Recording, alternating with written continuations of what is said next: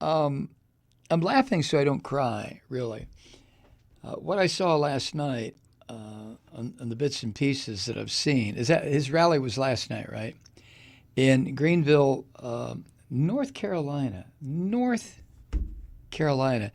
It just takes a while for that to sink in that this racist son of a bitch, Trump, held that rally last night in North Carolina. I've lived in North Carolina twice. I went to school in North Carolina.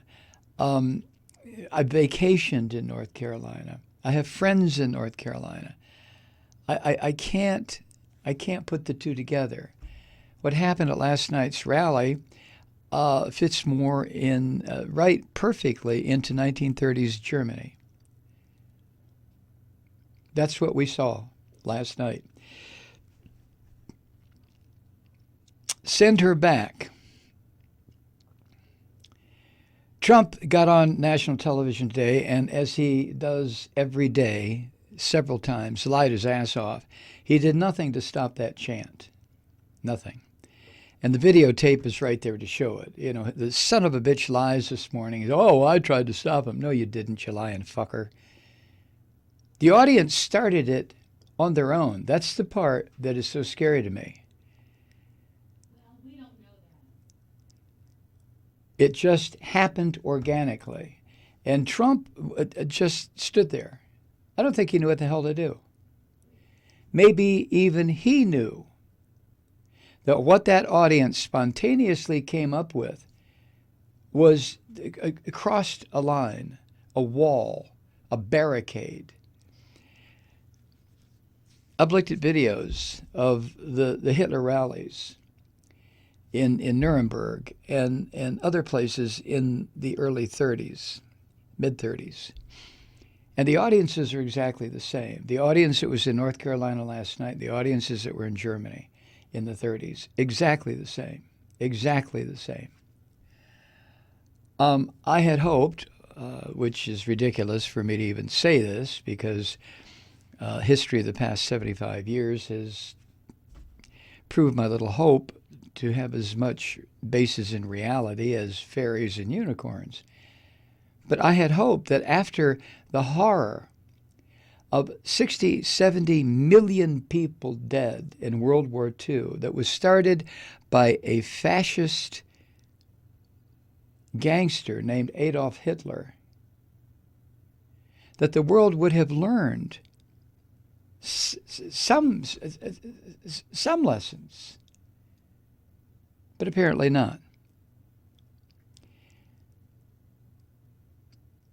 If you remember your high school history, a lot of Jews were told to get the fuck out of Germany before the horror started. And a lot of Jews fled. And for a while, the German government didn't do anything. The Nazi government, I don't mean to impugn Germany, the Nazi government did nothing to impede the outflow of German refugees. Fuck them, let them go. Until finally, the people around Hitler, and I don't know if Hitler was, I have no idea if whose fetid, rat-infested brain came up with annihilate the Jews. I have no idea. Was it the German High Command, the Nazi High Command? Was it Hitler himself? I don't know. And I wish I did, because it to me has some historical importance. Who was it? Maybe it was more than one person who came up with the idea of murdering all of Europe's Jewish population.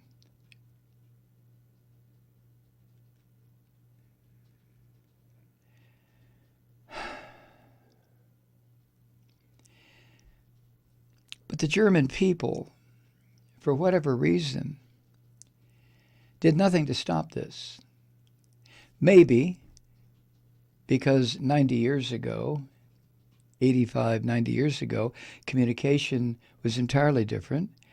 Um, Radio was one of the means of transmitting propaganda, newspapers. Maybe the German people were not aware. You can't say that about the American people. We know every time this filthy pig belches, and he makes sure we know.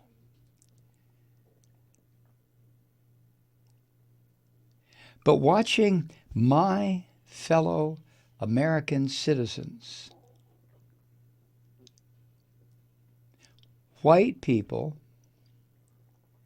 every one of which, I bet you if you would have taken a poll and that gang of neo-Nazis who were in there laughing and shouting and stomping and cheering for Trump, if you would have taken a poll as to whether or not they were Christians, I'll bet you every fucking one of them would have said yes.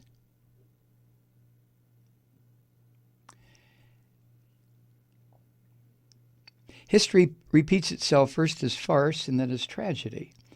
We're in the tragedy stage right now. Trump, I've said this before and I'll probably say it again. Trump has put a target on Ilhan Omar, the representative, the darkest skinned representative. He's put a target on her. He wants her dead. And he is pushing his crowd of Nazi sympathizers, and that's every fucking person who voted for him. He's pushing them to kill her. You know this. I know this. We've seen this before. We've seen it historically. We've seen it in this country.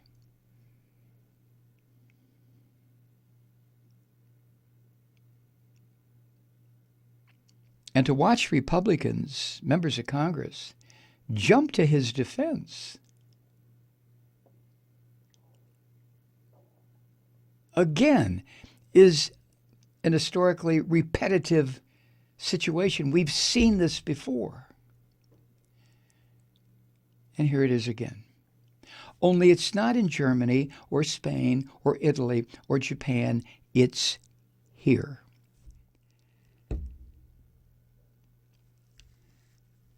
Greg goes on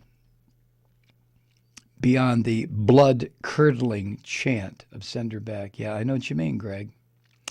Sargent writes, Trump's mention of Omar drew loud, sustained boos.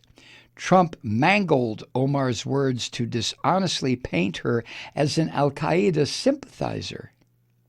And his tone dripped with contempt as he lingered over his pronunciation of Omar's last name. And that produced more angry catcalls. What a fucking evil man this Trump is. When Trump repeated that what he called the hate-filled extremists should leave, the cheering grew deafening.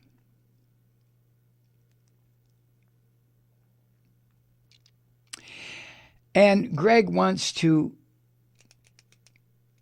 reiterate here that Trump is talking about duly elected members of Congress and singling out those who are members of racial, ethnic, and religious minorities as targets of his call to leave. In other words, they're not members in good standing of the American nation. This is what the Christians have been pushing for a long time, the evangelical sick fuck Christians. The one who would split Jesus' body into 10 million pieces and throw it to the crows. You know, your modern Christians. The leadership.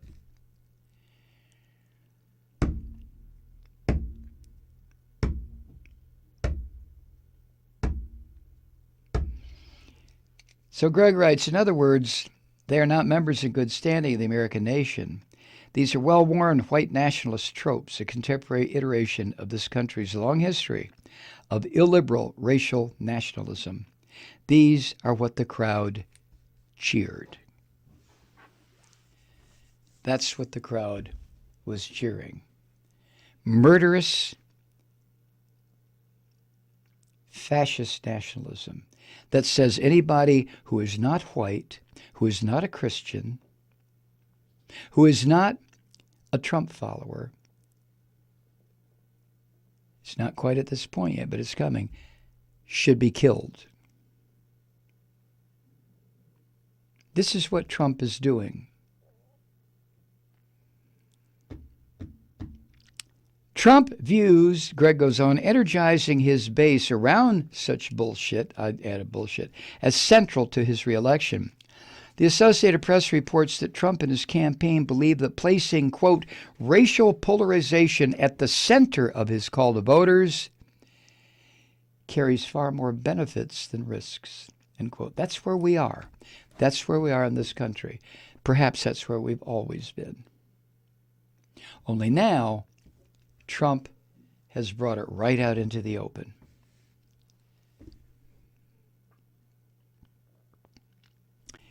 Sargent goes on, we know what Trump is doing here.